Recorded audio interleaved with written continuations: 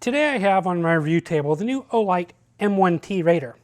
This is a tactical style EDC light with two modes, a rear tail switch and up to 500 lumens out of a CR123 battery. It looks similar to the Olight i3T that I reviewed earlier last month. Thanks to Olight for sending this to me to take a closer look at. And here is the packaging that the M1T radar comes in. Similar to other recent Olights. On the outside is a large picture of the light when the details are all in the back. Inside, the light comes in this plastic holder here. You get a lanyard, and one thing that's real nice about Olight lanyards is they contain a needle to help you thread it into the loop.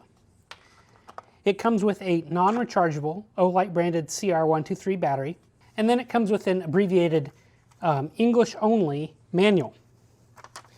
Now this light was a little bit late to the US market, so that's why I think this is a English-only manual. It came out in other countries first. So the M1T is made of aircraft-grade aluminum, and it's hard anodized in a semi-gloss black finish. The design is pretty similar to the i3T that I reviewed earlier, just everything's basically scaled up. Starting at the back here, we see that it's grippy on top and rubbery, but the sides here are hard plastic, again similar to the i3T. What this means is that to actuate it, you need to roll on from the top. You can't really roll on from the side very much. I like this, and I think it helps prevent the accidental activations. The tail cap here has a very fine knurling on it, and here is that lanyard loop I was speaking of. This does collect dust and dirt fairly easily. While I've got this apart, here's the inside. Instead of a spring here, you've got kind of a spring-loaded brass button. This is nicely greased from the factory, and there is an O-ring there. The body of this light contains this spherical grip pattern here, and unlike the i3T, this one has some additional knurling on it, which I like. It fits nice in the hand. It provides an extra bit of grip. The head's pretty simple here, really not much going on. It's smooth. You've got markings for the M1T radar on that side and Olight then on the other side. The front has the Olight blue bezel that's returned, thankfully. I really like this look, and this time it's got kind of a DNA catcher of sorts. It's not super sharp. It's not going to damage your clothes or anything like that, but in between the little teeth, it's a little bit sharp. The lens here is recessed, and it's a TIR style optic. And I'm not sure if this is showing on camera much. I'll kind of move it around. But right there, you can kind of see wires underneath the driver, and that's not how Olights usually are. The pocket clip here is a scaled up version of what was on the i3T, and it's similar to what was on the M2R. And I like this pocket clip. It sits reasonably deep in the pocket, and it goes on a bill of a hat real easily. This is a win for me. So the overall length was 91 millimeters, diameter is 21 millimeters, and weight with the included battery is 65 grams. And the light is IPX8 water rated. Here is an Armitech Prime C1 Pro next to the M1T radar. Lengthwise, they're identical pretty much. The big difference I notice here is diameter. Both these lights use the same battery and diameters are the same, but the Prime C1 you can see is considerably thicker in diameter. For me, diameter matters a lot when I'm going to EDC a light. And here is the M1T radar on a US dollar bill to kind of show you perspective of size. This light uses a luminous SST40 LED in cool white. The tint isn't super cool. It's more on the neutral side of things. And as mentioned previously, it's got a TIR style optic. And here is the low beam pattern. I'll just kind of show you before we do the night shots. The beam pattern has a nice hot spot that fades into flood.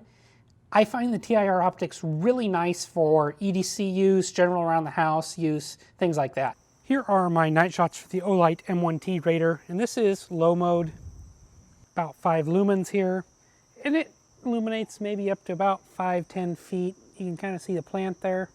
And here is the other mode that is high, 500 lumens.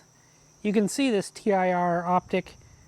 It's got a little bit of hot center, but really has a nice, pretty even beam. I find this great for EDC. You can see 500 lumens throws pretty nicely off to the neighbor's fence there. but not a lot further, so realistically maybe 100 feet or so. Perfect EDC use in my opinion. You can see the cool white isn't super cool. It's almost kind of neutral. It's not a bad tint at all, but it's not warm. For my runtime tests, I use an Olight branded 650 milliamp hour 16340 battery. The light ships with this Olight branded battery here. It's a CR123, not rechargeable. Total runtime on my rechargeable battery was 70 minutes. Turbo lasted for about 5 minutes, and it was notable that it really was not much of a sag in the light output during this turbo runtime. There was a big step down that was sharp, and that output went to about 55% relative output for the remaining 65 minutes, and runtime at the end was an abrupt shutoff. One thing to note here is that this light does not have low voltage protection, which to me is disappointing. The manual specifically says to use protected batteries if using rechargeables, which to me means that this light doesn't have LVP. Why this is disappointing to me is that a light in this price range from a premium brand such as Olight should have this, I feel like. However, with this family of lights that Olight's come out with the IT3 and the little keychain light, they all use the same driver, similar. I'm guessing it's a cost-cutting measure. So that's what Olight seems to be doing with their lower end lights. The UI of this light is really easy to use. It's only 2 modes. It's similar to Streamlight's ProTac series of lights. The switch on the rear of the light works in momentary, you can see here, or you can press all the way for full lock. And it comes on in 2 modes. By default, it comes on in high mode, as you can see here. And to get to low from off, you have to do a very fast double click, as you can see there. I find this easiest to do this with a momentary and then lock full on if you want to continue to use this mode. It takes a little bit of practice to get to low, but once you've done it a few times, it's pretty easy. High mode for this light is 500 lumens and low is 5 lumens. Part of me wishes there was a medium mode, maybe 150 lumens, which I think would be nice for EDC use, but it would complicate the UI a little bit on what is a tactical light. So the pros for me is, for a CR123 light, this is pretty slim. It could be a little shorter. Either way, I find it carries well in the pocket. I love that the Olight blue bezel is back on this light. And I like this clip. It's a win for me. For me, the cons are there's no low voltage protection. Low mode takes a little bit of practice to access, and it's only available in cool white. My conclusion is if you want a tactical light with high mode first and carry it EDC in maybe a front pocket, this is a pretty nice option. In essence, this is a scaled up version of the Olight i3T, which I think is really a great EDC. They use the same LED, same style lens, and very similar rear button. They have a similar clip and similar exterior design. To me, the most disappointing thing about this light is the lack of low voltage protection. And like I said, on a light of this price and from a premium manufacturer, it's something I suspect. A lack of low voltage protection only matters if you're using it with rechargeable batteries, but for me, that's what I do for EDCs because it's a lower cost of operation and I have the batteries already. As an EDC, this light carries nice and it's fairly deep in the pocket. It's minimal in diameter and its length isn't too long. I like those TIR style optics on EDC lights because I find the beam patterns to be useful. It's a good mix of flood and throw. The UI in this light is good when you remember that it's tactical.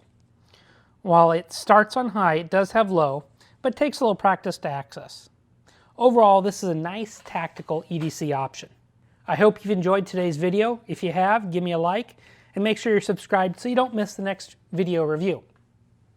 If you have any questions, I'll do my best to answer them. Make sure to leave them in the comments and let me know what you think of the Olight M1T Raider.